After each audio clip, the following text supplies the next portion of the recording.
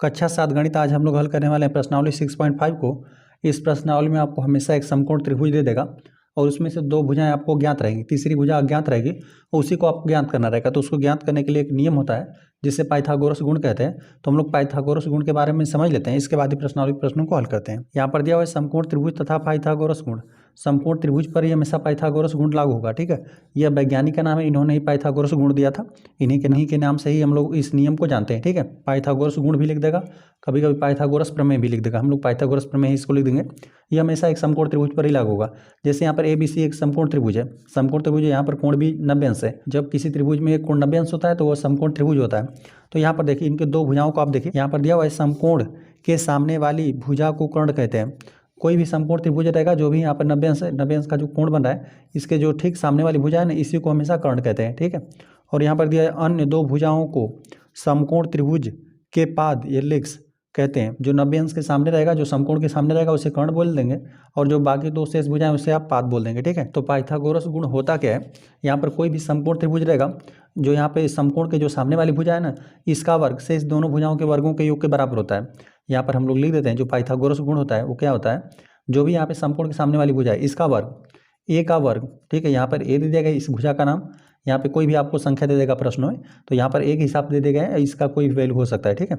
यहाँ पे ए का वर्ग इन दोनों के भुजाओं के वर्गों के योग के बराबर होगा, ठीक है, बराबर होगा इन दोनों भुजाओं के वर्गों के। तो यहाँ पे बी स्क्वायर, यहाँ पे प्लस सी स्क्वायर, यहाँ पर यही होता है पाइथागोरस गुण, ठीक है। हमेशा यह समकोण त्रिभुज में लागू होगा। जो भी 90 अंश के सामने वाली भुजा रहेगी उसे कर्ण बोल देंगे। 90 अंश के सामने जो भी भुजा रहेगी, यहाँ पर एक हिसाब दे देगा, ए का वर्ग शेष दोनों भुजाओं के वर्गों के योग के बराबर होता है। तो यही होता है पाइथागोरस प्रमेय। देखिए यहाँ पर हमने एक त्रिभुज बना दिया है, यहाँ पे त्रिभुज हमने बनाया हुआ समकोण त्रिभुज है ABC, यहाँ पे इसकी 3 भुजाएं हैं, ठीक है। तो यहाँ पर 90 अंश का कोण है, इसके सामने वाली भुजा यही है, ठीक है, ए। तो यहाँ पर यदि आपको 3 संख्याएं दी रहती, कोई त्रिभुज है, त्रिभुज की यदि तीनों भुजाओं का माप दिया रहता है ना, तो यहाँ पर ए का वर्ग का मतलब क्या हुआ है, इसका आपको क्षेत्रफल ज्ञात कर लेना है। तो जो भी कर्ण का वर्ग रहेगा, यहाँ पर ए नामकरण करके दिया हुआ है, मान लेते हैं उसकी जो भी लंबाई दिया रहेगा, जो समकोण के सामने वाली भुजा रहेगा उसका वर्ग, यहाँ पे ए का वर्ग का मतलब हुआ यहाँ पे जो भी भुजा है उसका आपने क्षेत्रफल ज्ञात कर दिया, ठीक है। ए का वर्ग शेष दोनों भुजाओं के वर्गों के एक बराबर रहेगा। यहाँ पे बी है तो यहाँ पे यह बी स्क्वायर, इसका क्षेत्रफल ज्ञात करना रहेगा तो बी स्क्वायर हो गया। यहाँ पर भुजा सी है तो इसका क्षेत्रफल कितना हो जाएगा, सी स्क्वायर। तो यहाँ पर जो भी समकोण के सामने वाली भुजा रहेगा उसका वर्ग शेष दोनों भुजाओं के वर्गों के योग के बराबर होता है, ठीक है। ए स्क्वायर बराबर हो जाएगा इन दोनों भुजाओं के वर्गों का योग कर दीजिए, तो यहाँ पर यह बी स्क्वायर और प्लस सी स्क्वायर। यही होता है पाइथागोरस प्रमेय या पाइथागोरस गुण भी इसे बोल सकते हैं। यह हमेशा समकोण त्रिभुज में लागू होगा। और एक बात का ध्यान में रखेंगे ना कि जो भी यहाँ पे समकोण त्रिभुज रहेगा, इसके जो यहाँ पे समकोण के जो सामने वाली भुजा है, जो कर्ण है ना, यह हमेशा इन दोनों भुजाओं से बड़ा ही रहेगा, ठीक है। यदि इन दोनों को अलग अलग लिया जाए ना, तो यहाँ पे देख रहे हैं कि यहाँ पे इस भुजा का वर्ग और यहाँ पे देख रहे हैं जो शेष दो भुजाएं बच रही हैं, इनको आपको वर्ग करके जोड़ रहे हैं, तब जाके इस भुजा के स्क्वायर के बराबर, मतलब इस भुजा के वर्ग के बराबर हो पा रहा है, ठीक है। तो यहाँ पर यदि ए की बात करेंगे ना, तो यह ए जो रहेगा यह हमेशा बी से भी बड़ा रहेगा, और यह जो ए है यह हमेशा सी से भी बड़ा रहेगा, ठीक है। यह शेष दोनों भुजाओं से यहाँ पे जो कर्ण रहेगा वो हमेशा बड़ा रहता है। आ जाते हैं प्रश्नावली के पहले प्रश्न में। पहला प्रश्न आपको दे देगा PQR एक त्रिभुज है जिसका P एक समकोण है। यहाँ पे बता रहा है कि जो शीर्ष P है ना, इसी पर समकोण बन रहा है, ठीक है। जो भी हम लोग त्रिभुज बनाएंगे उसके P शीर्ष पर समकोण बन रहा है।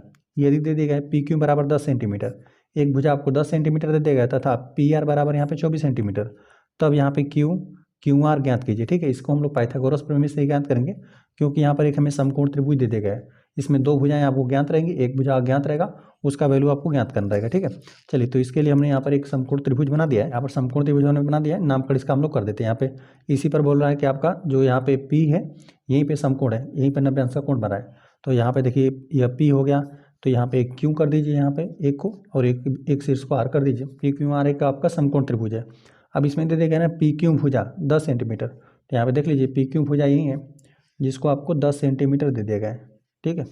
और यहाँ पे दे दिया गया PR, तो PR यही है जिसका वैल्यू आपको दे दिया गया है 24 सेंटीमीटर, ठीक है। और इसी का वैल्यू आपको ज्ञात करना है QR इसी भुजा का आपको वैल्यू ज्ञात करना है। तो यहाँ पे इसके लिए क्या है, ये कर्ण है, यहाँ पर दो भुजाएं ज्ञात है, तीसरी भुजा यहाँ पे जो QR दे दिया गया है, QR ये अज्ञात है, इसको हम लोग पाइथागोरस गुण से इसे हम लोग ज्ञात कर लेंगे, ठीक है। यहाँ पे पाइथागोरस गुण जो होता है हमेशा समकोण त्रिभुज पर लागू होता है। तो पहले ही आपको दे दिया गया कि एक जो त्रिभुज है यह समकोण त्रिभुज है। लिख देते हैं यहाँ पे हम लोग त्रिभुज PQR में पाइथागोरस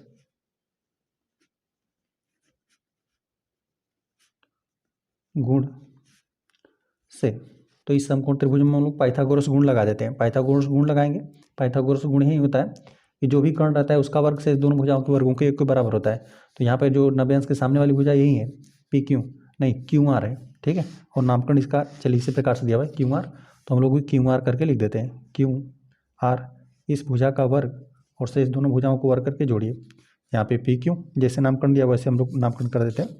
यहाँ पे दे दिया गया पी क्यू, चलिए तो हम लोग पी क्यू लिखते हैं, इसी भुजा को लिखते हैं पी क्यू।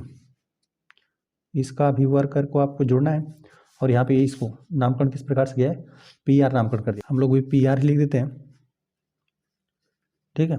बस यहाँ पे कर्ण का वर्ग शेष दोनों भुजाओं को वर्ग करके आपको जोड़ना था। जब हमने इस समकोण त्रिभुज में पाइथागोरस गुण लगाया तो यही हमें प्राप्त हुआ, ठीक है। कर्ण का वर्ग शेष दोनों भुजाओं के वर्गों के योग के बराबर है। तो इसमें से दो भुजाओं का आपको वैल्यू ज्ञात है, तो यहाँ पे इसी का वैल्यू आपको ज्ञात करना है, ठीक है।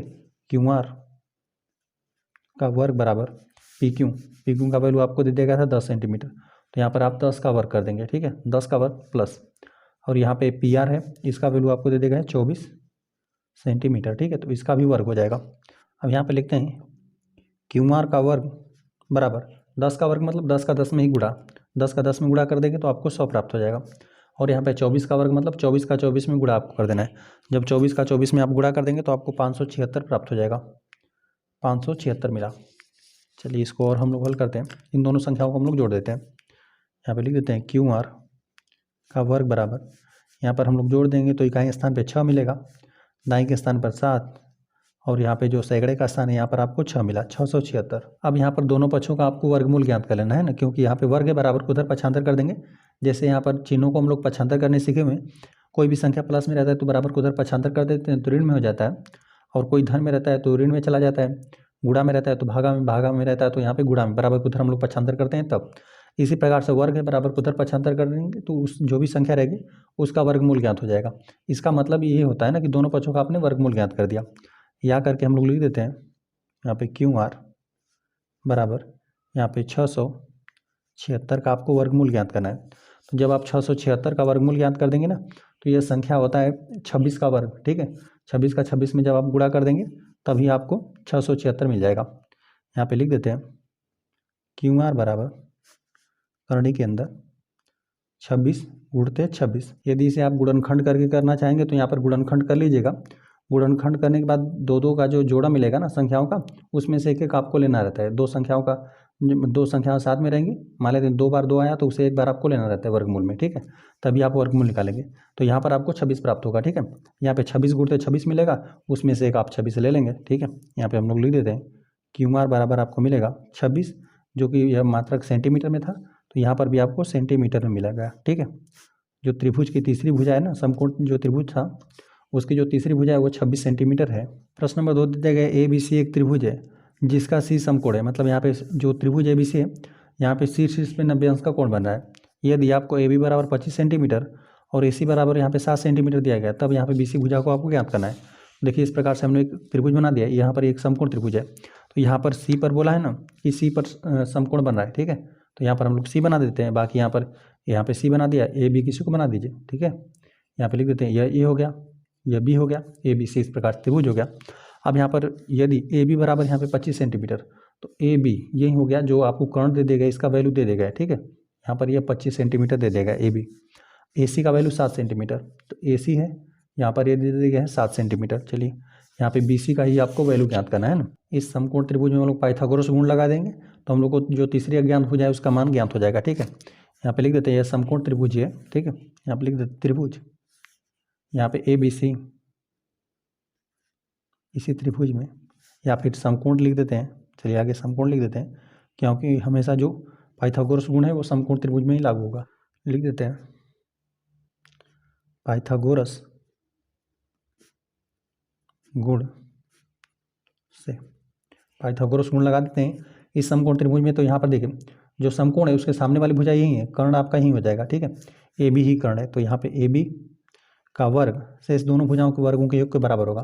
तो शेष जो दो भुजाएं हैं उनका वर्ग करके योग कर दीजिए। एक है यहाँ पे बी सी, इसका वर्ग कर देना है, और प्लस यहाँ पे ए सी, इन दोनों भुजाओं को वर्ग करके हम लोग जोड़ देते हैं। तो ए बी का वैल्यू आपको दे देगा 25 सेंटीमीटर, तो यहाँ पर 25 का वर्ग हो जाएगा बराबर बी सी, इसका वैल्यू आपको ज्ञात है, इसी का मान आपको ज्ञात कर देना है, बी सी का वर्ग प्लस यहाँ पे ए सी का वैल्यू आपको ज्ञात है 7 सेंटीमीटर, तो यहाँ पर 7 का वर्ग हो जाएगा। अब यहाँ पर लिखा हुआ है 25 का वर्ग, तो 25 का 25 में ही आपको गुणा कर देना है। जब 25 में 25 का गुणा कर देंगे तो आपको 625 मिलेगा बराबर यहाँ पे बी सी का वर्ग और प्लस यहाँ पे 7 का वर्ग है, मतलब 7 का 7 में ही गुणा, 7 7 49 आपको मिलेगा। ठीक है, अब चूंकि हम लोग को बी सी का वैल्यू ज्ञात करना है तो संख्याओं को हम लोग एक तरफ कर देते हैं। ठीक है, यहाँ पे 49 को बराबर उधर हम लोग 75 कर देते हैं। 75 करने का ये मतलब होता है कि दोनों पक्षों में से आपने 49 घटा दिया, तो यहाँ पे प्लस में बराबर को उधर घटा देंगे तो 49 में मतलब माइनस में चला जाएगा। 625 ऋण 49 बराबर यहाँ पे बी सी का वर्ग हो गया। ठीक है, दोनों पक्षों में से आपने 49 घटा दिया तो यहाँ पर 49 हट गया, लेकिन अभी इस संख्या में से 49 घटना बाकी है। या फिर ये भी समझ सकते हैं कि हमने 49 को 75 कर दिया, धनात्मक रहेगा तो ये ऋणात्मक हो गया, यहाँ से आप घटा लीजिए। ठीक है, अब यहाँ पर हो जाएगा 15, 15 में से यदि 9 घटा देंगे तो आपको 6 मिलेगा। ठीक है, बराबर किधर यहाँ पे बी सी स्क्वायर तो रहेगा ही, यहाँ पर एक हासिल यहाँ से दे देगा, 15 हो जाएगा, 15 में से 9 आपने घटा दिया, 6 मिला। अब यहाँ पे 1 है, 1 में से यहाँ पर 4 नहीं घट रहा है, तो यहाँ से एक हासिल दे देगा, 11 में से 4 घटा देंगे तो 7 आपको मिलेगा, और यहाँ पर एक घटने के बाद आपको 5 मिल गया। ठीक है, 500 आपको 76 मिल गया बराबर यहाँ पे बी सी का स्क्वायर। या फिर इसे हम लोग सीधा करके लिख देते हैं, पहले इसको लिख देते हैं, दोनों पक्ष आपस में बराबर है, हम लोग इसी को पहले लिख देते हैं, बी सी का स्क्वायर बराबर आपको 576 मिला। ठीक, अब हम लोग दोनों पक्षों का वर्गमूल ज्ञात कर लेते हैं। ठीक है, या फिर ये भी समझ लीजिए कि वर्ग को हमने पक्षांतर कर दिया, या फिर ये समझ लीजिए कि दोनों पक्षों का हमने वर्गमूल ज्ञात कर दिया, तो यहाँ पर सिर्फ आपको बी सी मिल जाएगा, और वर्ग को बराबर को उधर पक्षांतर कर देंगे तो ये संख्या करणी में हो जाएगी। अब यहाँ 576 का आपको वर्गमूल निकालना है, तो आप चाहें तो गुणनखंड करके ज्ञात कर सकते हैं। आप दो अंकों का जोड़ा बनाएंगे और उसमें से एक एक अंक आप ले लेंगे। ठीक है, मतलब 2 गुणते 2 एक यदि मतलब एक बार मिला, ठीक है, 2 गुणते 2 मिला तो उसमें सिर्फ आप 2 लेंगे। ठीक है, वर्गमूल निकालने का मतलब यही होता है कि जो यहाँ पर आप संख्या लिखे हुए हैं ना, यहाँ पे किस संख्या की वर्ग है, मतलब किस संख्या में, मतलब कौन सी संख्या यहाँ पर हम लोग लिख दें तो उसी संख्या का उसी में संख्या में हम लोग गुणा कर दें तो आपको यह संख्या मिले। ठीक है, और 576 को अभी हमने ऊपर ही पढ़ा। ठीक है, 576 था, वो 24 का वर्ग था। यहाँ पे बी सी बराबर लिखते हैं, यहाँ पे करनी के अंदर यहाँ पे 576 का जब आप गुणनखंड करेंगे ना तो यहाँ पर 24 गुणते आपको 24 मिलेगा। ठीक है, जब यहाँ पे 2 गुणनखंड मिला तो एक गुणनखंड घनिष्ठ मतलब बाहर ले लीजिए, यहाँ पे बी सी बराबर आपको यहाँ पे 24 मिल जाएगा। ठीक है, यहाँ पे 576 का वर्गमूल आपको 24 मिला, यही हो जाएगा जो तीसरी भुजा है 24 सेंटीमीटर हो जाएगी। ठीक है, जो यहाँ पे एक अज्ञात भुजा थी ना, यहाँ पे इस त्रिभुज में जो बी सी था ये आपको मिला 24 सेंटीमीटर। प्रश्न नंबर 3 दे दिया गया, दीवार के सहारे उसके पैर कुछ दूरी पर टिका कर 15 मीटर लंबी एक सीढ़ी भूमि से 12 मीटर ऊंचाई पर स्थित खिड़की तक पहुंच जाती है। यहाँ पर कह दे रहा है ना, यहाँ पर एक दीवार है, दीवार पर इस प्रकार से एक सीढ़ी लगा रहा है। ठीक है, यहाँ पे सीढ़ी लगा रहा है, यहाँ पे 12 मीटर, यहाँ पे जैसे कि सीढ़ी लगा रहा है ना, तो यहाँ पे 12 मीटर ऊंचाई पर यहाँ पर कोई खिड़की है, इसलिए यहाँ पर सीढ़ी लगा रहा है।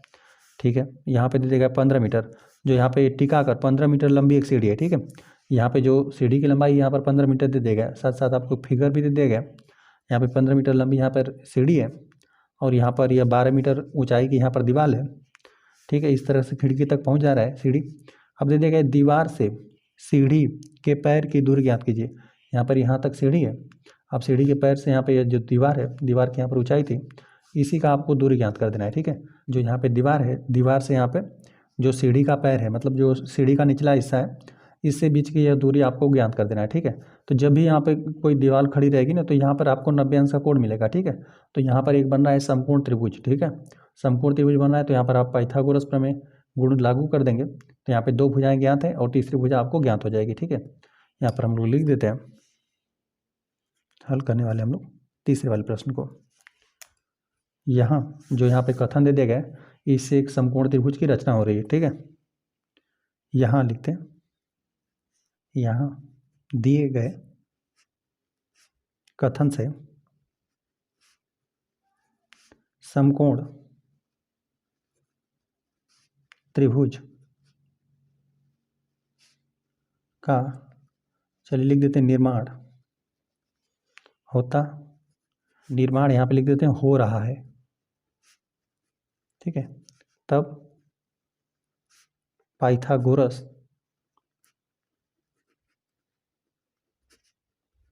गुण से, पाइथागोरस गुण यहाँ पर हम लोग लागू कर देते हैं, तो यहाँ पर यही समकोण, इसके जो सामने वाली भुजा है यही हो जाएगी कर्ण, ठीक है। यहाँ पर इसके जो सामने वाली भुजा है कर्ण है, इसका वर्ग शेष दोनों भुजाओं के वर्गों के योग के बराबर हो जाएगा। जो समकोण के सामने वाली भुजा यही 15 मीटर है, जो यहाँ पे सीढ़ी आपको करके दिया था, तो यहाँ पर हम लोग 15 का वर्ग कर दे रहे हैं, 15 का वर्ग हो जाएगा और शेष दोनों भुजाओं को वर्ग करके जोड़ दीजिए, ठीक है। वर्ग करके जोड़ देंगे तो यहाँ पर आपको ए का वैल्यू ज्ञात हो जाएगा, ठीक है। मतलब इसको हल करेंगे तो ए का वैल्यू आपको ज्ञात हो जाएगा। यहाँ पे सीढ़ी के पैर से और यहाँ पे दीवार तक की दूरी आपको ज्ञात हो जाएगी। लिख देते हैं यहाँ पे कर्ण का वर्ग शेष दोनों भुजाओं को वर्ग करके जोड़ दीजिए। यहाँ पे ए स्क्वायर और प्लस यहाँ पे 12 का वर्ग। अब यहाँ पे 15 का वर्ग है, 15 का 15 में गुणा कर देंगे तो आपको 225 प्राप्त हो जाएगा, बराबर इधर ए स्क्वायर को इसी प्रकार से रहने देते हैं। अब 12 का वर्ग है, 12 का 12 में गुणा कर देंगे तो आपको 144 मिल जाएगा, ठीक है। अब यहाँ प्लस 144 से बराबर इधर हम लोग 75 कर देते हैं, ऋण में हो जाएगा। यहाँ पे 225 ऋण 144, यहाँ पे धन था, बराबर किधर 75 कर दिए, ऋणात्मक हो गया, बराबर किधर सिर्फ ए स्क्वायर बचा हुआ है। चलिए यहाँ पर हम लोग घटा लेते हैं। यहाँ पर आप घटा देंगे इकाई स्थान पे 5 में से 4 घटेगा, यहाँ पे 5 में से 4 घटेगा तो 1 मिलेगा। अब यहाँ पर घट नहीं रहा है ना तो एक हाथ से दे देगा, 12 12 में से यहाँ पे जब यहाँ पे 4 घटा देंगे तो आपको 8 मिलेगा, 12 में से 4 घटा दिए तो आपको 8 मिला। अब यहाँ पे जो सैकड़े का स्थान है यहाँ पर 1 बचा हुआ है, हासिल देने के कारण 1 में से 1 घटा देंगे तो 0 मिलेगा, तो 81 मिला। मतलब 200 जब यहाँ पे 25 में से 144 घटा देंगे तो आपको 81 मिला, बराबर यहाँ पे ए स्क्वायर है। या फिर हम लोग यहाँ पे ए का वैल्यू ज्ञात करना है, ए को ही पहले रख देते हैं। यहाँ पे ए स्क्वायर, दोनों पक्ष आपस में बराबर है, हम लोग दाएं पक्ष को बाएं पक्ष कर सकते हैं, ठीक है। ए स्क्वायर बराबर हम यहाँ पे 81 लिख दिए। अब यहाँ पे 81 है, बराबर यहाँ पे जो वर्ग है बराबर उधर 75 कर देंगे, या फिर ये समझ लीजिए कि दोनों पक्षों का हमने वर्गमूल ज्ञात कर दिया, तो यहाँ पे ए बराबर आपको यहाँ पे वर्गमूल ज्ञात हो जाएगा 81 का, ठीक है। तो यहाँ पे वर्गमूल ज्ञात करने का मतलब ये हुआ कि यहाँ पर जो लिखी गई संख्या या किस संख्या की वर्ग है, तो वो संख्या है 9, 9 का 9 में गुणा कर देंगे तो आपको 81 मिल जाएगा, ठीक है। ए बराबर यहाँ पे आप चाहें तो 9 गुणते 9 लिख सकते हैं, 9 गुणते 9, और इसमें से एक 9 वही ले लीजिए, क्योंकि 9 में 9 का गुणा कर देंगे तो आपको 81 मिलेगा। तो यहाँ पर ए का वैल्यू आपको 9 ज्ञात हुआ। अब यहाँ पर देख रहे थे कि यहाँ पर दोनों आपको मीटर में दे दिया गया था, तो यहाँ पर यह भी जो दूरी है यह भी आपको मीटर में ही ज्ञात होगी। यहाँ पे ए का वैल्यू आपको यह 9 मीटर आपको प्राप्त हुआ, लिख देते हैं। अतः सीढ़ी रहेगा, सीढ़ी के पैर से दीवार के बीच की दूरी 9 मीटर है। आ जाते हैं प्रश्न नंबर 4 पे। प्रश्न नंबर 4 दे देगा, निम्नलिखित में भुजाओं के कौन से समूह एक समकोण त्रिभुज बना सकते हैं। इस प्रकार से 3 दे देगा, 3 आपको प्रश्न का हल करने। इसमें यहाँ पे त्रिभुज की तीनों भुजाएं दे देंगे, फर्स्ट में और सेकंड में, थर्ड में। यहाँ पर दे देगा समकोण त्रिभुज होने की स्थिति में उसके समकोण को भी पहचानिए। तो हम लोग देखिए पहले तो जो भुजाएं दे गए पहले उनकी मदद से हम लोग देखते हैं कि त्रिभुज बनेगा कि नहीं। देखिए यहाँ पर हमने भुजाओं के बारे में पिछले चैप्टर में पढ़ा था ना, पिछली क्लास में हम लोगों ने पढ़ा था, जब भी त्रिभुज की तीनों भुजाएं दी रहे तो उसमें से हम लोग को ना 2 भुजाओं को साथ में जोड़ना रहता है। 2 भुजाओं का योगफल हमेशा तीसरी भुजा से बड़ा आना चाहिए। तो यहाँ पर देखेंगे ना, इन दोनों को यदि आप जोड़ देंगे, मान लेते हैं इन दोनों को आपने पहले जोड़ा तो इससे बड़ा ही होगा, ठीक है। यहाँ पे 9 सेंटीमीटर हो जाएगा, जो 6 सेंटीमीटर से बड़ा होगा। पहले प्रश्न के लिए हम लोग बात कर रहे हैं। यदि हम लोग इन दोनों को साथ में जोड़ देंगे तो यहाँ पे इन दोनों का योगफल यहाँ पे 2.5 सेंटीमीटर से तो अधिक ही होगा, ठीक है। और फिर कौन सा बचा, यहाँ पर इन दोनों को ले लिया, इसको, ठीक है। जब इन दोनों को आप साथ में ले लेंगे तो यहाँ पे 8.5 सेंटीमीटर हो जाएगा, ठीक है, इन दोनों का योगफल, जो कि यहाँ पे 6.5 सेंटीमीटर से बड़ा होगा। तो इससे आपको यह पता चला ना, जब भी यहाँ पर प्रत्येक को लेकर चेक करेंगे, ठीक है, जब भी 2 भुजाओं का योगफल तीसरी भुजा से बड़ा रहे तो आपको यहाँ पे त्रिभुज का निर्माण होगा, ठीक है, यहाँ पे त्रिभुज बनेगा। अब यहाँ पर समकोण त्रिभुज बनने के लिए हमें पता है कि जो यहाँ पे सबसे बड़ी भुजा है ना वही होता है कर्ण। यहाँ पे 6.5 सेंटीमीटर, इन तीनों भुजाओं में सबसे बड़ी भुजा 6.5 सेंटीमीटर है। यहाँ पे जो 6.5 सेंटीमीटर यही आपका कर्ण हो गया, जो त्रिभुज का कर्ण है 6.5 सेंटीमीटर है। अब इसका हम लोग वर्ग करेंगे और साथ साथ इन दोनों को वर्गों के योग के बराबर आएगा, तभी हम लोग कह देंगे कि समकोण त्रिभुज बनेगा, अन्यथा नहीं बनेगा, ठीक है। यहाँ पे इसका वर्ग शेष दोनों भुजाओं के वर्गों के योग के बराबर आना चाहिए। यहाँ पे त्रिभुज की तीनों भुजाओं को हमने नोट कर दिया। अब नोट करने के बाद हम लोग प्रत्येक में 2 को साथ में जोड़ कर देखें ना, यहाँ पे इन दोनों को यदि आप जोड़ देंगे तो यहाँ पे 6 2 8, यहाँ पे 9 सेंटीमीटर हो जाएगा, ठीक है, 2.5 सेंटीमीटर और प्लस यहाँ पे 6.5 सेंटीमीटर। इसका योगफल बड़ा ही रहेगा 6 सेंटीमीटर से, क्योंकि यहाँ पे इसको हम लोग जोड़ देंगे तो 9 सेंटीमीटर हो जाएगा, जो कि 6 सेंटीमीटर से बड़ा रहेगा, ठीक है। अब इन दोनों को साथ में लीजिए, जब यहाँ पे 6.5 सेंटीमीटर और प्लस यहाँ पे 6 सेंटीमीटर को आप जोड़ देंगे तो जो यहाँ पे तीसरी भुजा है 2.5 सेंटीमीटर, इससे तो यह बड़ा ही आएगा इन दोनों का योगफल। यहाँ पे 12.5 सेंटीमीटर आ रहा है, तो यहाँ पे 2.5 सेंटीमीटर से बड़ा ही रहेगा। और फिर यहाँ पे चलिए ये दोनों हो गया, ये दोनों, और फिर एक यह बचा हुआ है, ठीक है, इन दोनों को साथ में ले लेते हैं। जब यहाँ पे 6 सेंटीमीटर और प्लस यहाँ पे 2.5 सेंटीमीटर को जोड़ेंगे ना, तो जो यहाँ पे तीसरी भुजा है यहाँ पे 6.5 सेंटीमीटर, इन दोनों का एक बार इससे बड़ा ही आएगा, ठीक है। यहाँ पे 8.5 सेंटीमीटर मिलेगा, यहाँ पे 6.5 सेंटीमीटर है, लिख देते हैं यहाँ 2 भुजाओं का योग, यहाँ पर 2 भुजाओं का योग तीसरी भुजा से बड़ा है, तभी त्रिभुज का निर्माण हो रहा है, ठीक है। 2 भुजाओं का योग तीसरी भुजा से बड़ा है, अतः यहाँ दी गई भुजाओं से त्रिभुज बनेगा या निर्माण होगा, ठीक है। जो दी गई भुजाएं हैं इनसे त्रिभुज बनेगा। अब हम लोग देख लेते हैं समकोण त्रिभुज बनेगा कि नहीं। तो यहाँ पे देखिए सबसे बड़ी भुजा यही है, तो यही कर्ण है, इसका हम लोग वर्ग कर लेते हैं। यहाँ पे 6.5 को आपको वर्ग कर लेना है, ठीक है। यहाँ पे कर्ण का वर्ग शेष दोनों भुजाओं के वर्गों के योग के बराबर मिलना चाहिए, ठीक है। यहाँ पे 2.5 सेंटीमीटर इसका वर्ग प्लस यहाँ पे 6 का वर्ग, ठीक है। यहाँ पर हल करके हम लोग चेक करेंगे दाएं पक्ष और बाएं पक्ष बराबर हो गया तो यहाँ पे समकोण त्रिभुज बनेगा, अन्यथा नहीं बनेगा। यहाँ पे 6.5 है तो आप 65 का वर्ग कर लीजिएगा, ठीक है। और 2 अंक पे हम लोग दशमलव लगा देंगे, ठीक है। देखिए इसी प्रकार से होगा। यहाँ पे यदि इसको हम लोग अलग अलग करके लिखना चाहें तो यहाँ पे 6.5 का यहाँ पे वर्ग है, वर्ग का मतलब इस संख्या का 2 बार गुणा, तो 6.5 गुणते यहाँ पे 6.5 हो जाएगा, ठीक है। इस संख्या का 2 बार गुणा, तो यहाँ पे 65 का जब 65 में गुणा कर लीजिए, गुणा करने के बाद यहाँ पे देख रहे हैं 1 अंक बाद दशमलव, यहाँ पर भी 1 अंक बाद दशमलव है, तो हम लोग गुणा करने के बाद जो भी गुणनफल आएगा फिर 2 अंक बाद हम लोग दशमलव ज्ञात करेंगे। तो यहाँ पर 65 में जब 65 का आप गुणा कर देंगे ना तो 4225 आपको ज्ञात होगा, ठीक है। यहाँ पे 65 का 65 में गुणा कर लीजिएगा, फिर यहाँ पे 2 अंक बाद यहाँ पे दशमलव लगाना है, यहाँ पे 1 अंक, यहाँ पे 1 अंक, 2 अंक बाद, तो यहाँ पर दशमलव लगा देंगे, तो यहाँ पर आपको मिलेगा 42.25 मिलेगा, ठीक है। इसका वर्ग करने पर आपको मिला 42.25, ठीक है। अब यहाँ पे 2.5 है, 2.5 का वर्ग की बात करें दें, 2.5 का 2 बार गुणा, तो इसको 25 करके गुणा कर लीजिएगा, 25 का 25 में गुणा कर देंगे तो आपको 625 मिलेगा, ठीक है। अब यहाँ पे 1 अंक बाद दशमलव, यहाँ पे 1 अंक बाद दशमलव है, 2 अंक बाद आपको दशमलव लगाना है, तो यहाँ पर हो जाएगा 6.25, ठीक है। यहाँ पर ज्ञात हुआ 6.25 और 6 का वर्ग है, 6 का 6 में गुणा कर देंगे तो आपको 36 मिल जाएगा, ठीक है। चलिए यहाँ पर हम लोग देखते हैं बराबर आ रहा है कि नहीं। यहाँ पर है 42.25। अब यहाँ पे जो 36 है यह पूर्ण है, तो यहाँ पे पूर्ण भाग के साथ इसको जोड़ेंगे, ठीक है।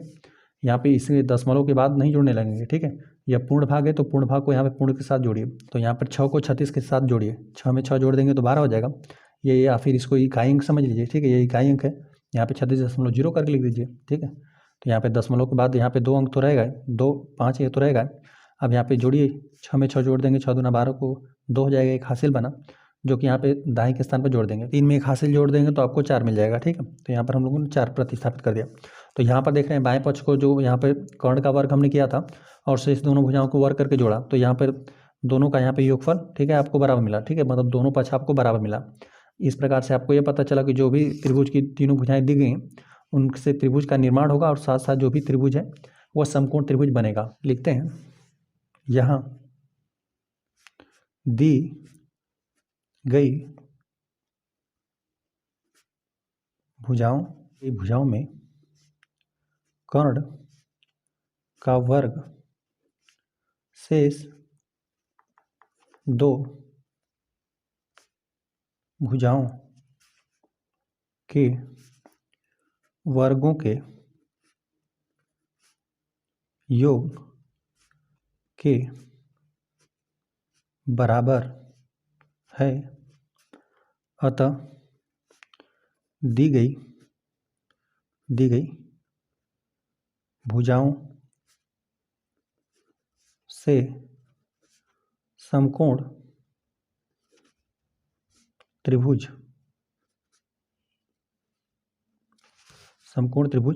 का निर्माण होगा।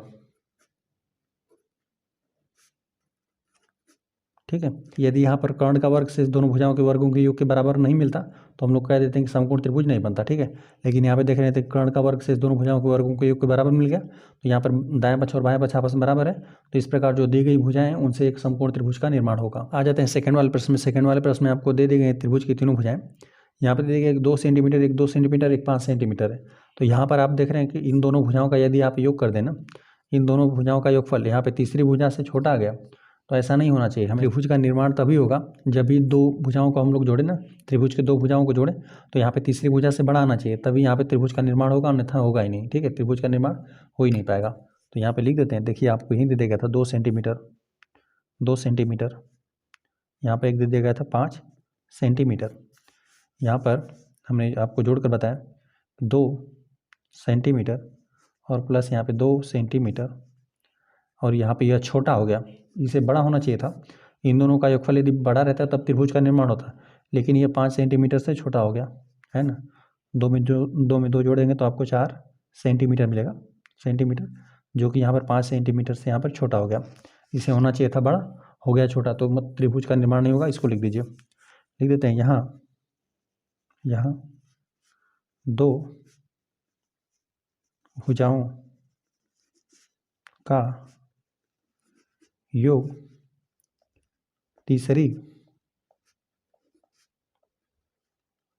भुजा से छोटा है, अतः दी गई भुजाओं से त्रिभुज का निर्माण नहीं होगा। निर्माण ही नहीं होगा तो यहाँ पे समकोण का हम लोग तुलना नहीं करेंगे, है ना, कि यहाँ पर जो बड़ी भुजा है उसे कर्ण मानकर इस प्रकार से नहीं करेंगे। यहाँ पर त्रिभुज का निर्माण ही नहीं हो रहा है, तो यहाँ पर हम लोग कर्ण का वर्ग से दोनों भुजाओं के वर्गों का योग करके जोड़ेंगे ही नहीं, ठीक है। इस प्रकार से नहीं चेक करेंगे, पहले त्रिभुज बनेगा तभी हम लोग उसको चेक करेंगे, लेकिन यहाँ पर त्रिभुज बन ही नहीं रहा है, ठीक है। अतः दी गई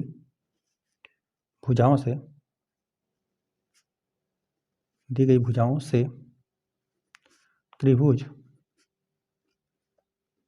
का निर्माण नहीं होगा। थर्ड वाले प्रश्न में यही आपको त्रिभुज की तीनों भुजाएं दे दी गए, एक यहाँ पे 1.5 सेंटीमीटर, एक 2 सेंटीमीटर, एक 2.5 सेंटीमीटर है, ठीक है। इसको हमने यहाँ पर नोट कर लिया। अब यहाँ पे दो भुजाओं के साथ में जोड़िए, इन दोनों भुजाओं को यदि आप साथ में जोड़ देंगे तो यहाँ पर यह हो जाएगा 2 में यहाँ पे 1.5 जोड़ देंगे तो यहाँ पे 3.5 सेंटीमीटर मिल जाएगा, ठीक है। यहाँ पे दो भुजाओं का योग, इससे चूंकि यह बड़ा ही रहेगा, ठीक है, 2.5 सेंटीमीटर से तो यह बड़ा ही है। फिर यहाँ पे चलिए इन दोनों को साथ में जोड़ते हैं, इन दोनों को यदि साथ में जोड़ देंगे 4.5 सेंटीमीटर मिल जाएगा, ठीक है। तो यहाँ पे जो शेष भुजा है यहाँ पे 1.5 सेंटीमीटर से तो बड़ा ही है, ठीक है। यहाँ पर बड़ा का भी हमने चिन्ह बना दिया। चलिए इन दोनों को साथ में ले, इन दोनों के साथ में, चलिए इन दोनों को साथ में लेते हैं, इसको और इसको। यहाँ पे 1.5 है, यहाँ पर 2.5 है, तो आपको 4 मिल जाएगा, ठीक है। यहाँ पर आधा आधा मिलकर 1 हो जाएगा, और 2 1 3 4 आपको मिलेगा 4 सेंटीमीटर, ठीक है। और यहाँ पे 4 सेंटीमीटर, इन दोनों का योगफल 4 सेंटीमीटर आ रहा है, यहाँ पे 2 सेंटीमीटर से बड़ा ही होगा, ठीक है। तो यहाँ पर इतना आपको पता चला कि त्रिभुज का निर्माण होगा, ठीक है। लिख देते हैं यहाँ त्रिभुज की 2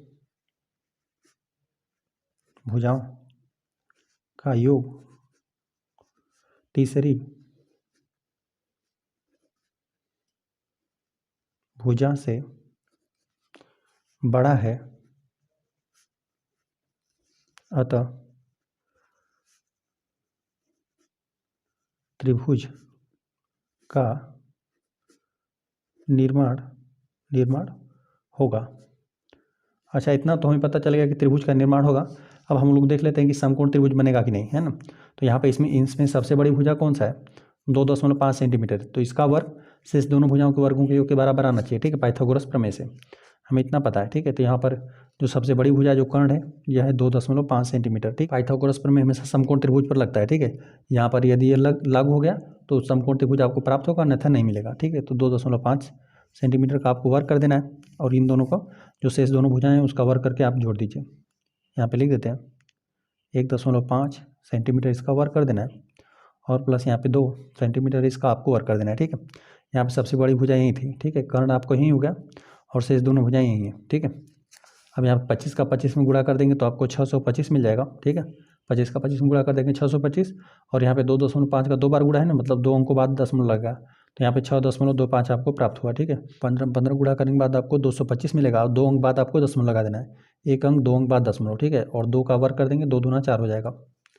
चलिए यहाँ पर हम लोग 6.25, अब यहाँ पे इसको पूर्ण के साथ जोड़ देंगे तो यहाँ पे 4 2 6 हो जाएगा, 6.25 आपको मिला। ठीक है, बाएं पक्ष यहाँ पे देख रहे हैं और दायां पक्ष आपस में बराबर मिल रहा है। ठीक है, जो कर्ण का वर्ग है, जो त्रिभुज है, उसके में कर्ण का वर्ग शेष दोनों भुजाओं के वर्गों के योग के बराबर मिल रहा है। ठीक है, तो यहाँ पर बाएं पक्ष और दाएं पक्ष बराबर मिल रहा है। इस प्रकार से आपको पता चला कि जो जो दी गई भुजाएं हैं उससे यहाँ पर एक समकोण त्रिभुज बनेगा। लिखते हैं यहाँ पाइथागोरस गुण लागू हो रहा है, अतः दी गई भुजाओं द्वारा समकोण त्रिभुज बनेगा। आ जाते हैं प्रश्न नंबर 5। प्रश्न नंबर 5 दे देगा ना, एक पेड़ भूमि से 5 मीटर की ऊंचाई पर टूट जाता है।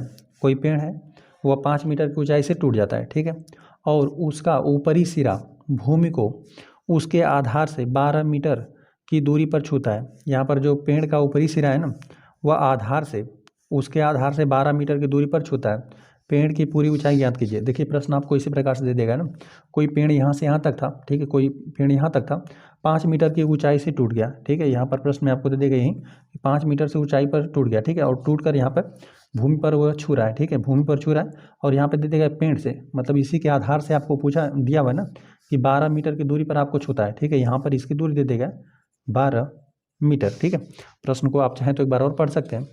प्रश्न में आपको ही दे देगा, एक पेड़ भूमि से 5 मीटर की ऊंचाई पर टूट जाता है। ठीक है, 5 मीटर की ऊंचाई पहले यहाँ तक था, अब यहाँ पर टूट गया। ठीक है, और टूट कर देखिए यह वाली जो लंबाई है ना, जो यहाँ पर इतनी लंबाई है, ठीक है, वहीं टूट कर यहाँ पे ज़मीन से आकर मिला हुआ है। ठीक है, ऐसा नहीं कि जो पेड़ है टूट कर अलग हो गया है। ठीक है, ऐसा नहीं हुआ है।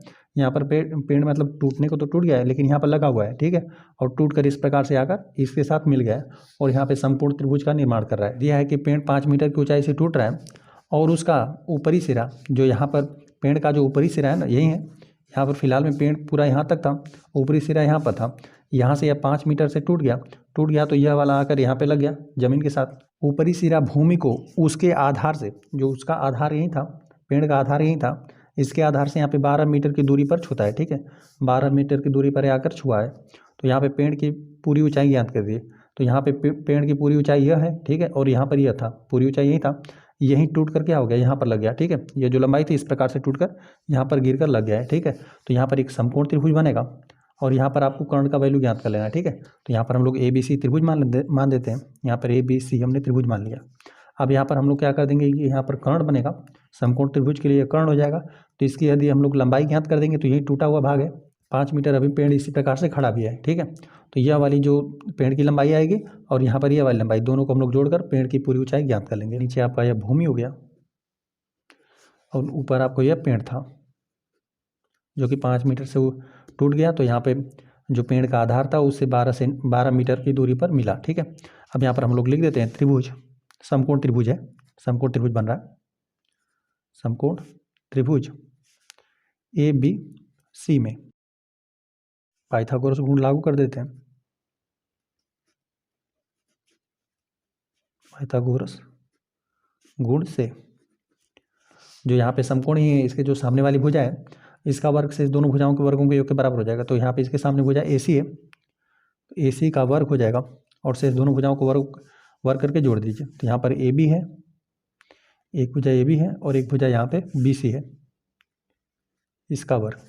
यहाँ पे AC का वर्ग, चूँकि इन दोनों का वैल्यू हमें ज्ञात है, AB का मान है यहाँ पे 12, तो यहाँ पर 12 प्रतिस्थापित कर देते हैं, 12 का वर्ग। यहाँ पे BC का वैल्यू 5 है, तो यहाँ पर 5 का वर्ग हो गया।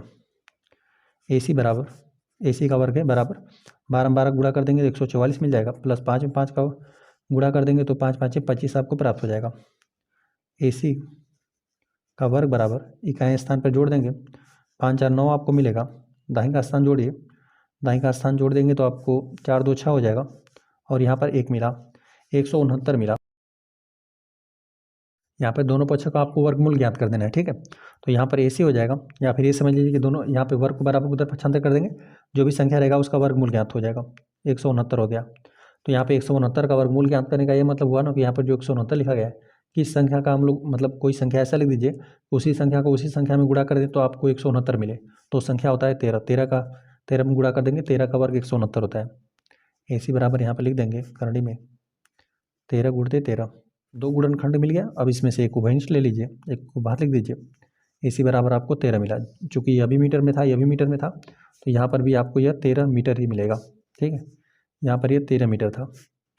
तो यह तो हमने पेड़ का गिरा हुआ भाग ज्ञात किया, ठीक है। जो यहाँ पे 5 मीटर से टूट कर गिरा था ना, यह वाला भाग हमने ज्ञात कर दिया, ठीक है। यह वाली लंबाई हमने ज्ञात कर दी कि यहाँ पर यह यहाँ से लेकर यहाँ से जहाँ तक टूटा था यह 13 मीटर था, यही टूट कर यहाँ पर आ गया था, भूमि से मिल गया था। तो यहाँ पे पूरी यदि पेड़ की पूरी ऊंचाई की बात करें तो यहाँ पे 13 मीटर है, अभी 5 मीटर खड़ा भी हुआ है, ठीक है। तो इन दोनों लंबाइयों को आपको जोड़ना पड़ेगा। लिख देते हैं, इसको लिख देते हैं पेड़ का टूटा भाग कितना था, जो टूट कर गिरा था वही AC था, जो कि था 13 मीटर। तब हम लोग लिख देते हैं, तब पेड़ की कुल ऊंचाई, ठीक है, 13 मीटर या तो टूट कर गिरा था 13 मीटर, और जो कि 5 मीटर अभी खड़ा है, ठीक है, ये अभी 5 मीटर है। चलिए इन दोनों लंबाइयों को जोड़ दीजिए। यहाँ पे 13 मीटर में यहाँ पे 5 मीटर जोड़ देंगे तो 18 हो जाएगा, 18 मीटर है। तब पेड़ की कुल ऊंचाई, पेड़ की जो कुल ऊंचाई कितना है 18 मीटर है, ठीक है। यही प्रश्न का हल है। आ जाते हैं प्रश्न नंबर 6 पे। प्रश्न नंबर 6 दे देगा ना, त्रिभुज PQR में कोण Q बराबर यहाँ पे 25 अंश है। यहाँ पर दे देगा PQR एक त्रिभुज है, यहाँ पे कोण Q बराबर जो शीर्ष Q पे कोण बन रहा है ना, यहाँ पे 25 अंश बना, तथा कोण R बराबर 65 अंश है। यहाँ पे जो त्रिभुज है, त्रिभुज के शीर्ष R पर कितना 65 अंश का कोण बन रहा है। निम्नलिखित में कौन सा कथन सत्य है, आपको इस प्रकार से बताना है ना। यहाँ पे भुजाओं का वर्ग करके दे दिया गया है, यहाँ पे जैसे यहाँ पे RP दे दिया गया है, तो यहाँ पे RP हो गया इसका वर्ग। इसी प्रकार से दो भुजाओं को वर्ग करके दे दिया गया है, दो भुजाओं को वर्ग करके जोड़कर एक तरफ दे दिया गया और एक भुजा को इस एक तरफ दे दिया गया, ठीक है। तो यहाँ पे बताना है कि कौन सा कथन सत्य है। चलिए यहाँ पर एक बात आप देखिए, आपको पता है ना त्रिभुज के तीनों अंतःकोणों का योगफल कितना होता है, 180 अंश होता है। अब यहाँ पर ये 25 है, 25 में यहाँ पर 65 जोड़ देंगे ना, 25 और प्लस, जब आप 65 अंश जोड़ देंगे 5 5 10 हो जाएगा, 0 एक हासिल लग जाएगा। फिर यहाँ पे 6 2 8 हो जाएगा, 8 एक हासिल यहाँ पे जोड़ना है 9, तो यहाँ पर 90 मिल जाएगा। मतलब इन दोनों भुजाओं का योगफल 90 हो गया। अब आपको पता है कि त्रिभुज के तीनों अंतःकोणों का योगफल 180 अंश होता है, तो यहाँ पे इन दोनों का योगफल यदि 90 हो गया तो यहाँ पर जो शेष बचा ये तो 90 ही बचा, ठीक है। ये 90 अंश बचा, 90 अंश बचा कि नहीं, क्योंकि यहाँ पर इन दोनों का योगफल मिलके 90 अंश हो गया, तो यहाँ पे 9 दूना 18 180 अंश हो जाएगा। तो यह भी कोण आपको मिला 90 अंश। मतलब इस प्रकार से यह पता चला कि जो दिया गया यहाँ पर आपको त्रिभुज है ना, यहाँ पर एक समकोण त्रिभुज है। जब समकोण त्रिभुज रहेगा तो पाइथागोरस गुण लागू होगा, ठीक है। जब पाइथागोरस गुण लागू होगा तो यहाँ पर हमें पता है कि जो भी समकोण रहता है उसके जो सम्मुख भुजा रहती है, ठीक है, इसी का वर्ग, यहाँ पे कोई भी समकोण त्रिभुज रहे तो यहाँ पे जो भी समकोण कोण मिला उसके जो सम्मुख भुजा है इसका वर्ग से इस दोनों भुजाओं के वर्गों के योग के बराबर होता है।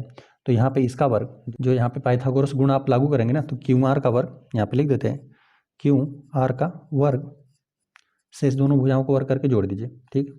तो यहाँ पे PQ लिख दीजिए, PQ का वर्ग और प्लस यहाँ पे चलिए PR लिख देते हैं या RP लिख दीजिए, ठीक है। चलिए RP करके लिखा हुआ है तो RP करके लिख देते हैं, RP का वर्ग, ठीक है। यही पाइथागोरस गुण होता है। कोई भी यहाँ पर आपको समकोण त्रिभुज मिलेगा तो वहाँ पर जो भी समकोण रहेगा उसके जो सम्मुख भुजा है वो कर्ण हो जाएगा, कर्ण का वर्ग से दोनों भुजाओं के वर्गों के योग के बराबर होता है। तो बस यही वाला कथन सही हो जाएगा, ठीक है। इस प्रकार से आपको 3 कथन करके दे दिया गया, इधर उधर करके दे दिया गया, बस इसमें से मिला दीजिए कौन सा सही है। देखिए यहाँ पर QR का वर्ग, मतलब यहाँ पे दोनों पक्ष आपस में बराबर ही है, पहले इसको दे देगा, ठीक है। तो यहाँ पर देखिए QR का वर्ग, ठीक है, यही वाला कथन इसमें सत्य होगा, बाकी सब असत्य होगा। अब ऐसा नहीं हो सकता कि इसका वर्ग और इन दोनों के वर्गों के योग के बराबर होगा, ऐसा नहीं होगा, ठीक है। ना ही इसके लिए होगा, ठीक है, कि इसका वर्ग इन दोनों के वर्गों के योग के बराबर होगा, ऐसा नहीं होगा। सिर्फ यहाँ पे कर्ण के लिए होगा, कर्ण का वर्ग से इस दोनों भुजाओं के वर्गों के योग के बराबर होगा। तो यहाँ पे कर्ण का वर्ग यही आपको मिला है, ठीक है। फिर यहाँ पे जो PQ का वर्ग, ठीक है, यहाँ पर एक भुजा दे गया है PQ का वर्ग और प्लस यहाँ पे RP का वर्ग, RP यही भुजा, ठीक है, इसका वर्ग। तो यहीं पर यही वाला कथन आपको सत्य मिलेगा, ठीक है। बाकी यह दोनों असत्य हैं। जो यहाँ पे दे देगा है RP दे देगा ना, तो RP का वर्ग यहाँ पे शेष दोनों भुजाओं के वर्गों के योग के बराबर नहीं होगा, ठीक है, यह भी कथन असत्य है। और यहाँ पे दे देगा PQ, तो ये हो गया पी क्यू का वर्ग इन दोनों भुजाओं के वर्गों के योग के बराबर नहीं होगा, यह भी कथन असत्य है। सिर्फ यहाँ पे सत्य कथन ही है, ठीक है, सेकंड वाला। छठे हमारे प्रश्न में जो सत्य कथन है वह सिर्फ यहाँ पे सेकंड वाला कथन जो सत्य है, ठीक है, इसी को हमने नोट कर दिया।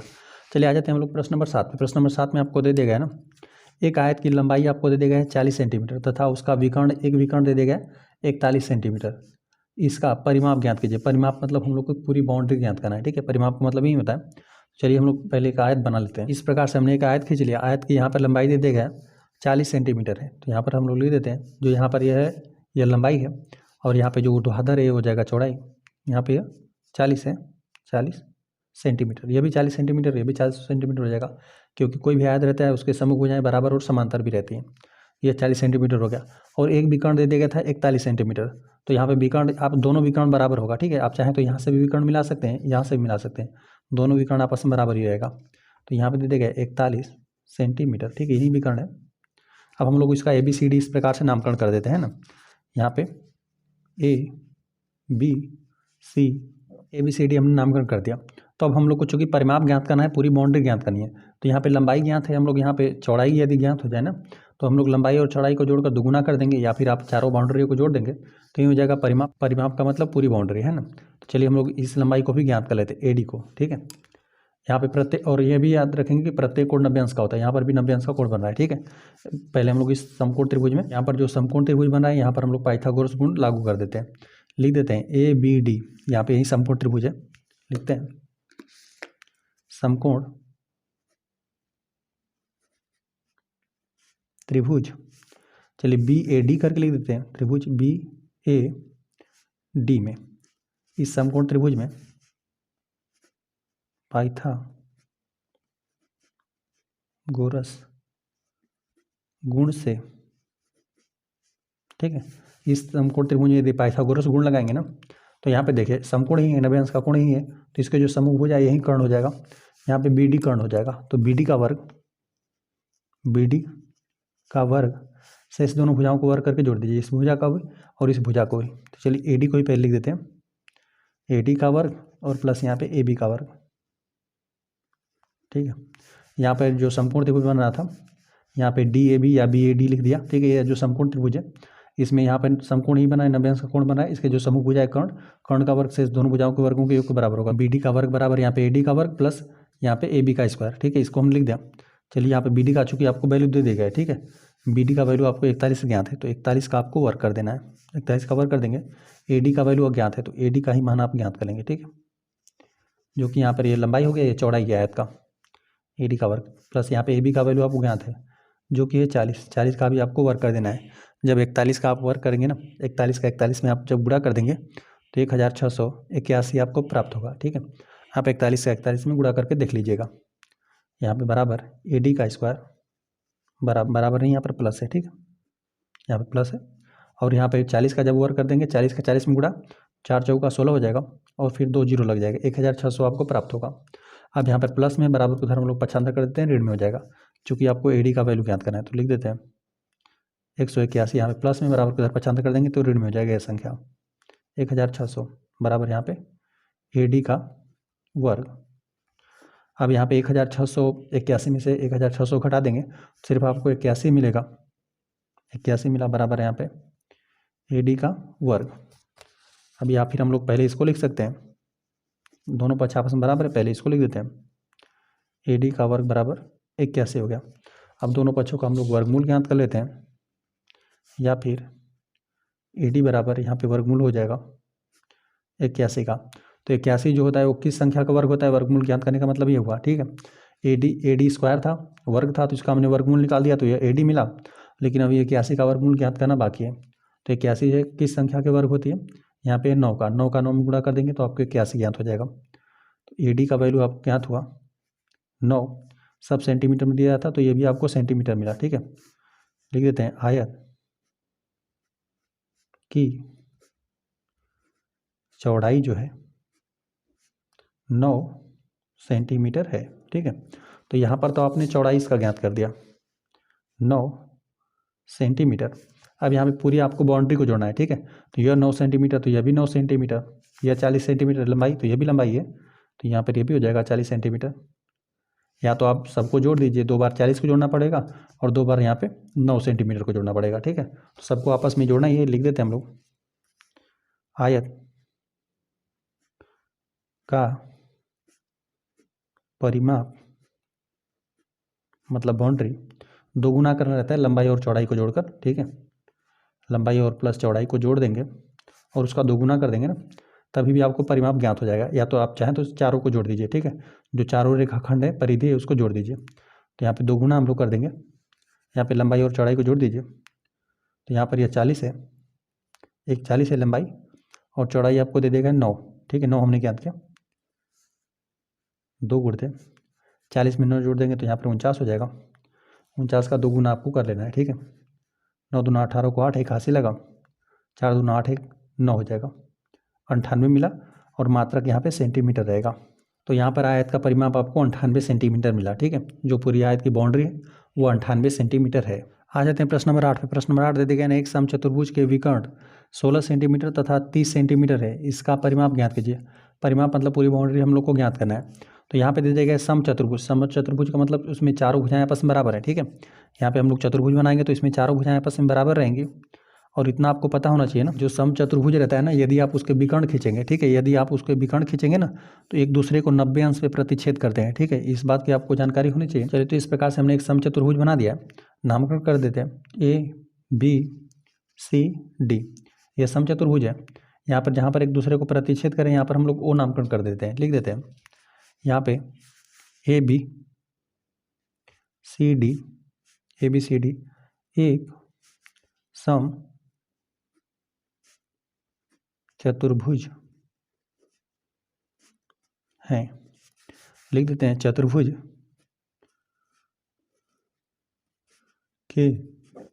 के विकर्ण बिंदु O पर समद्विभाजित करते हैं।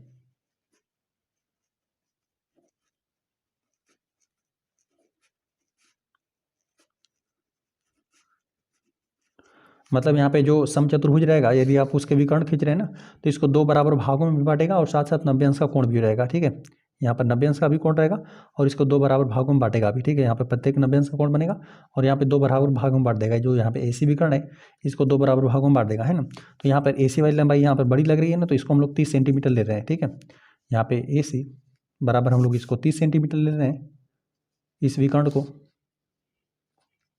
ठीक है, जो यहाँ पे AC है, और तथा हम लोग इसको ले लेंगे यहाँ पे BD विकर्ण की लंबाई हम लोग 16 सेंटीमीटर ले लेंगे। अब यहाँ पे जो AC है इसकी लंबाई हमने 30 सेंटीमीटर लिया है इस विकर्ण की, तो यहाँ पे 30 सेंटीमीटर हो जाएगा। यहाँ पे एक दूसरे को समद्विभाजित करें, 2 बराबर भागों में बांट रहे हैं, तो यहाँ पर 30 है ना, तो यहाँ पर यह हो जाएगा 15। यहाँ पे OC की बात करें तो यहाँ पर यह 15 सेंटीमीटर हो जाएगा और यहाँ पे OA भी हो जाएगा 15 सेंटीमीटर। 2 बराबर भाग में बढ़ गए, इन दोनों को जोड़ देंगे तो AC की लंबाई आपको 15 यहाँ पे 30 आपको मिल जाएगा, 30 सेंटीमीटर मिल जाएगा। उसी प्रकार से यहाँ पे BD को हम कर देते हैं। BD की पूरी लंबाई कितना है 16 सेंटीमीटर और विकर्ण एक दूसरे को प्रतिच्छेद कर दिए, तो यहाँ पे O से यहाँ पे B की बात करें ना तो यहाँ पे 8 सेंटीमीटर हो जाएगा और यहाँ पे O से D की भी बात करें तो यह भी हो जाएगा 8 सेंटीमीटर। दोनों को जोड़ देंगे तो 8 8 16 हो जाएगा, 16 सेंटीमीटर हो जाएगा। तो यहाँ पर इस प्रकार से समकोण त्रिभुज मिल रहा है। इसकी 2 भुजाएं ज्ञात हैं, एक भुजा को आप लोग ज्ञात कर लीजिए। ठीक है, इस भुजा को आप ज्ञात कर देंगे तो यहाँ पे जो समचतुर्भुज है उसकी एक भुजा ज्ञात हो जाएगी, एक भुजा ज्ञात होगा। चतुर्भुज की चारों भुजाएं आपस में बराबर रहती हैं, 4 का उसमें गुणा कर देंगे तो यहाँ पे आपको इसका परिमाप ज्ञात हो जाएगा, पूरी बाउंड्री ज्ञात हो जाएगी। ठीक है, चलिए यहाँ पर देख रहे हैं समकोण त्रिभुज बन रहा है। यहाँ पे कोई भी समकोण त्रिभुज को ले सकते हैं। ठीक है, यहाँ पे चलिए इसी को हम लोग ले लेते हैं, लिख देते हैं समकोण त्रिभुज। यहाँ पे AOB में ले लेते हैं, AOB में इसी समकोण त्रिभुज में ले लीजिए। प्रत्येक में आपको 2 भुजा 8 सेंटीमीटर 15 सेंटीमीटर मिलेगा। ठीक है, चाहे तो आप इसको लें, 8 15 इसमें मिलेगा, इसमें भी 8 15 इसमें भी मिलेगा। ठीक है, और चलिए यहाँ पर हम लोग कर्ण को ज्ञात कर लेते हैं। यहाँ पे इसके जो यहाँ पर 90 अंश का कोण बना है ना, समकोण यहाँ पर है, तो इसके लिए कर्ण यही हो जाएगा AB। ठीक है, तो यहाँ पे पाइथागोरस प्रमेय, पाइथागोरस गुण हम लोग लागू कर देते हैं। पाइथागोरस गुण से AB का वर्ग बराबर से इस दोनों भुजाओं को वर्ग करके जोड़ दीजिए। तो यहाँ पर OA का वर्ग करना पड़ेगा प्लस यहाँ पे OB का वर्ग ए बी का वर्ग बराबर ओ ए का वैल्यू आपको 15 सेंटीमीटर, तो 15 का वर्ग कर देना है। ओ बी है 8 सेंटीमीटर, तो 8 का वर्ग कर देना है। ए बी का वर्ग बराबर 15 में 15 गुणा कर देंगे 225 ज्ञात हो जाएगा, प्लस 8 में 8 का गुणा कर देंगे 64 मिलेगा। चलिए इनको हम लोग जोड़ते हैं। ए बी बराबर ए बी का वर्ग बराबर इकाई स्थान को जोड़ देंगे, 5 4 9 हो जाएगा, 5 4 9 और 6 2 8 हो जाएगा, और यहाँ पर हो जाएगा 2। ठीक है, इतना हो गया। अब दोनों पक्षों को हम लोग वर्गमूल ज्ञात कर लेते हैं, या आप फिर लिख देते हैं ए बी बराबर यहाँ पे एक करनी में हो जाएगा 289। 289 किस संख्या का वर्ग करने पर आपको 289 मिलेगा? वो संख्या होती है 17। यदि आप 17 में गुणा कर देंगे ना तो 289 मिल जाएगा। तो इसमें से एक ओवनिष्ठ ले लीजिए। यहाँ पे ए बी बराबर आपको मिल जाएगा 17। यहाँ पे सब मात्रक सेंटीमीटर में, तो यहाँ पर भी आपको सेंटीमीटर मिला। ठीक है, ए बी है क्या, लिख देते हैं सम चतुर्भुज की एक भुजा, सभी भुजा आपस में बराबर रहेगा, लेकिन एक भुजा का वैल्यू हमने ज्ञात कर दिया। ठीक है, 17 सेंटीमीटर। अब यहाँ पे 17 का 4 में गुणा करके परिमाप ज्ञात कर लेंगे। यहाँ पे सम चतुर्भुज की एक भुजा 17 सेंटीमीटर है। तब लिख देते हैं, तब सम चतुर्भुज का परिमाप या बाउंड्री बोल सकते हैं। तो यहाँ पे एक भुजा आपके यहाँ थे, मतलब 4 गुना करना रहता है, क्योंकि चूंकि 4 भुजाएं आपस में बराबर रहती हैं, 4 गुणते भुजा करना रहता है। तो यहाँ पे 4 गुणते एक भुजा की लंबाई आपको दे देगा 17 सेंटीमीटर। ठीक है, तो 4 का यहाँ पे 17 में गुणा कर देंगे, 17 चौक 68 होता है, 68 यहाँ पे सेंटीमीटर मिलेगा। ठीक है, क्योंकि मात्रक सेंटीमीटर में था। यहाँ पर एक भुजा को हमने ज्ञात कर दिया। यहाँ पे 17 ए बी की लंबाई हमने 17 सेंटीमीटर ज्ञात किया था, तो यहाँ पर ये भी 17 सेंटीमीटर, ये भी 17 सेंटीमीटर, ये भी 17 सेंटीमीटर हो गया। ठीक है, जब सम चतुर्भुज की चारों भुजाएं आपस में बराबर रहती हैं, तो इसलिए हम लोगों ने 17 में 4 का गुणा कर दिया। ठीक है, तो यहाँ पे चतुर्भुज की जो सम चतुर्भुज दिया था उसका परिमाप आपको बाउंड्री ज्ञात हुआ 68 सेंटीमीटर। इस प्रश्नावली में कुल 8 ही प्रश्न थे, 8 प्रश्न हल हो गए। वीडियो पसंद आए तो वीडियो को एक लाइक कर दीजिए। यदि चैनल में है तो कृपया चैनल को सब्सक्राइब कर दीजिए।